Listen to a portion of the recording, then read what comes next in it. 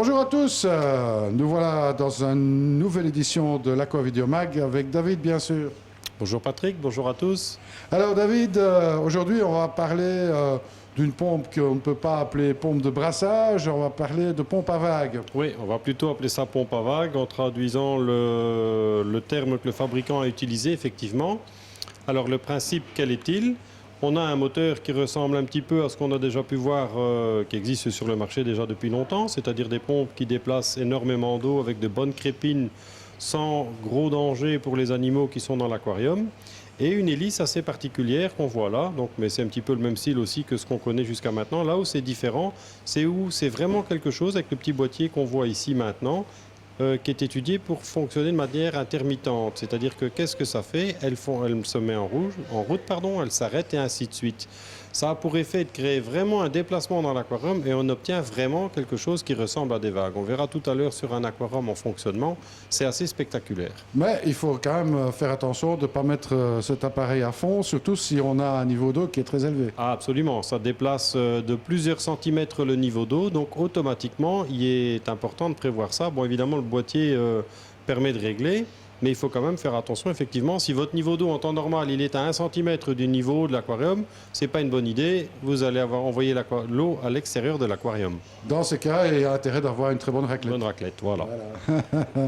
Alors bien entendu, bon, facile à utiliser puisque bon, il y a juste un petit réglage à faire avec le bouton qu'on peut voir, il y a marche arrêt. Voilà, on a un marche arrêt ici, réglage de puissance tout simplement. On a la possibilité évidemment de le couper aussi quand on donne à manger aux poissons, pour les gens qui disent voilà, les poissons un peu moins rapides, tout ça.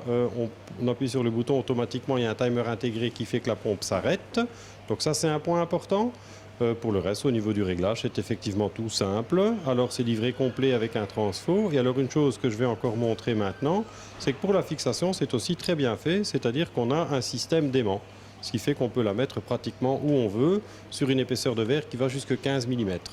Alors bien entendu, différents modèles existent, il y a je crois 3 modèles. Oui, on a 3 modèles effectivement. Alors, je dirais le plus gros modèle va jusqu'à un débit de 20 ml/h, ce qui est évidemment beaucoup, mais c'est aussi ce qu'il faut pour déplacer. On a fait l'essai sur les aquariums chez nous dans le magasin. D'ailleurs, les gens qui viendront sur place pourront les voir fonctionner. On en a qui tournent sur des aquariums jusqu'à peu près 1000 litres et un seul modèle tel que celui-là sur un 1000 litres, ça crée déjà beaucoup de déplacements. C'est ça. Bon, les autres sont bien entendu plus petits, pour des aquariums plus petits aussi. Tout à fait, oui, il y a 3 dimensions. Ça, c'est le plus grand, donc qui est évidemment assez imposant de par sa taille. Les plus petits modèles sont évidemment plus compacts aussi. Hein. Enfin, le gros dans un anneau, il est vide en 2 secondes. Hein. Ah oui, oui, là, pour les changements d'eau, ça va vite. Ça va très vite.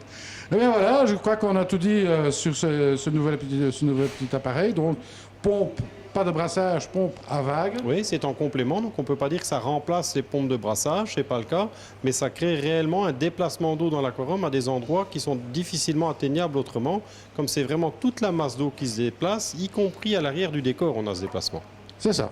Eh bien voilà, donc c'est tout à fait accessible, c'est pas très cher. Hein. Ah, les premiers modèles, ça démarre à 80 € et les plus gros, ça va jusqu'à 140. Boîtier électronique de commande et transfo compris. On retrouve ça bien entendu sur le site. Bien entendu, comme d'habitude, hein, le site poisson-heure.com, vous allez trouver tout ça. Eh bien David, à très bientôt pour un prochain Aqua Mag et je vous souhaite à tous une bonne continuation aquatique. À bientôt.